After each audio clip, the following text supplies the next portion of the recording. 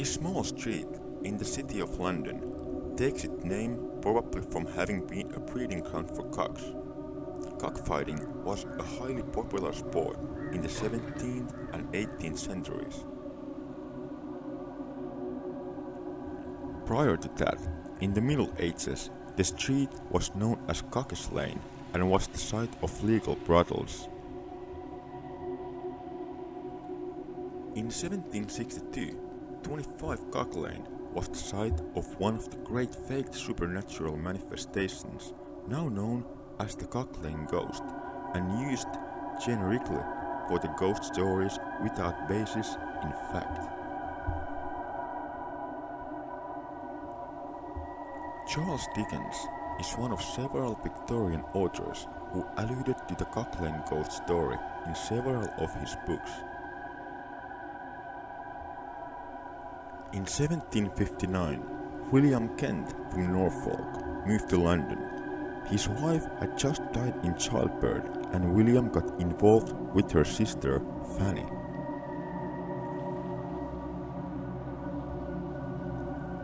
They rented a property in Cock Lane from Richard Parsons and lived together there as Mr. and Mrs. Kent, even though they were not married. Rumors of ghostly apparitions and strange scratching noises surfaced while they lived there, stopping when they moved out. Fanny later died of smallpox in 1762, at which point the strange occurrences started to happen again. Parsons' daughter, Elizabeth, claimed to hear the noise of a cat scratching at something. James Fanson, landlord of one of the nearby pubs, swore he saw a ghostly white figure climb the stairs. Parsons consulted a rector at his local church, and the two concluded that the spirit haunting the house must be Fanny's ghost. At the time, people believed ghosts would try to warn the living about something. The two were sure Fanny had a message for them. Parsons and the rector conducted séances to work out what scratching Fanny wanted to say. The two men concluded that Fanny had been murdered with arsenic, and that the ghost Fanson saw was Fanny's sister trying to warn her about William. News spread and the local papers published the story.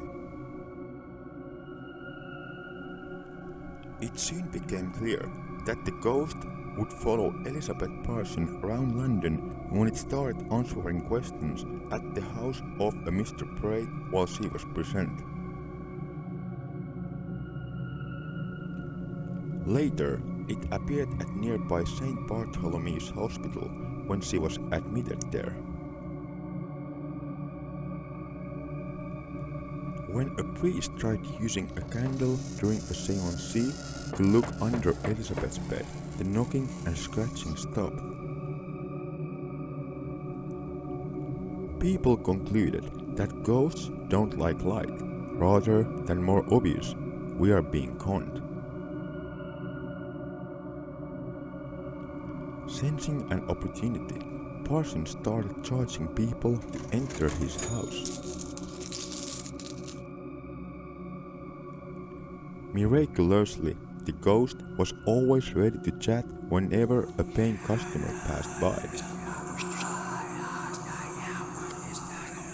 Cock Lane became so popular that you couldn't pass through for the masses of interested people hoping to see or hear something. It didn't take much longer for allegations of a con to surface. On the 1st of February 1762, a committee met to examine the haunting. The committee included none other than Dr. Samuel Johnson. Their conclusion was that this was fake and not caused by ghosts in any way. From the 7th to the 10th of February, Parsons reacted to these allegations by allowing his daughter to be examined at a house on the Strand. Everyone heard knocking and scratching noises until Elizabeth was made to keep her hands outstretched when nothing could be heard. Elizabeth confessed to being behind all this, insisting her father had forced her to do it. William Kent took them all to court for trying to blame him for poisoning Fanny when she had died naturally. The trial started on the 10th of July in 1762 at 10 a.m. and lasted till 9:30 p.m. where Parsons was found guilty and imprisoned. The story was popular enough to be referenced in plays at the time. It even found its way into Charles Dickens' A Tale of Two Cities.